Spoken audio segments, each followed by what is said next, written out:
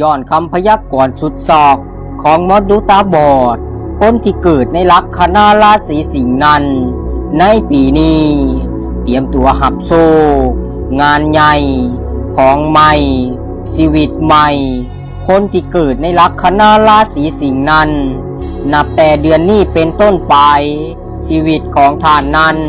จะมีแต่โชคจะมีแต่ลาภจะเป็นคนที่ร่ำรวยสุดๆและตัวท่านนั้นดวงชะตาวาสนาจะกลายเป็นเศรษฐีหน้าใหม่สำหรับท่านใดที่เกิดในลัคนาราศีสิงห์นั้นหมอดูบอกได้เลยว่าตัวท่านนั้นกำลังจะมีโชคข้างยิ่งใหญ่และตัวท่านนั้นเตรียมสาธุการรอดังๆไว้ได้เลยเพราะตัวท่านนั้นกำลังจะถูกหวยรวยทรัพย์รวยโชคนับแต่เดือนนี้ต่อไปชีวิตของท่านนั้นจะเปลี่ยนไปอย่างนักและจะบ่เหมือนเดิมอีกต่อไปความร่ำรวยครั้งยิ่งใหญ่นั้นกำลังจะเข้ามาทดแทนท่านใดที่พังคลิปนี้จนจบหมอดูบอกได้เลยว่าชีวิตของตัวท่านนั้นจะบ่เหมือนเดิมอีกต่อไปดวงทางด้านการเงินและดวงทางด้านการงานของชาวราศีสิงห์นั้นจะพุ่งขึ้นอย่างหนักหากไปคนใดที่เลื่อนผ่านคลิปนี้หมอดูบอกได้เลยว่าตัวท่านนั้นพลาดอย่างหนัก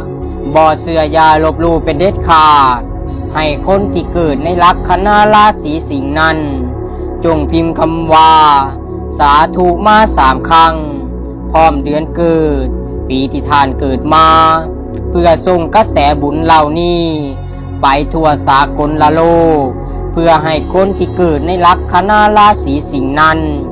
ได้รับความโชคดีตลอดชีวิตและชีวิตนั้นจะมีแต่เงินแต่ทองเหลือกินเหลือใช้และชาวราศีสิงห์นั้นดวงชะตาวาสนาจะเป็นทูตเทวดาลงมาเกิดจะเป็นคนที่มีบุญวาสนาดีหลายจะมีทูตเทวดาและสิ่งศักดิ์สิทธิ์จะมาหนุนนำ4 ทางเหตุให้คนที่เกิดในลัคนาราศีสิงห์นั้นถูกหวยรวยทรัพย์รวยโชคและจะมีโอกาสสูงที่จะถูกลอตเตอรี่รางวัลใหญ่ถึงว่าดวงชะตาของคนที่เกิดในลัคนาราศีสิงห์นั้นจะปิดตาจับลับตาซื้อรางวัลที่ 1ก็จะเข้ามาหาอยู่ดีจากดวงร้ายจะกลายเป็นดวงดีจากดวงที่บ่เคยมี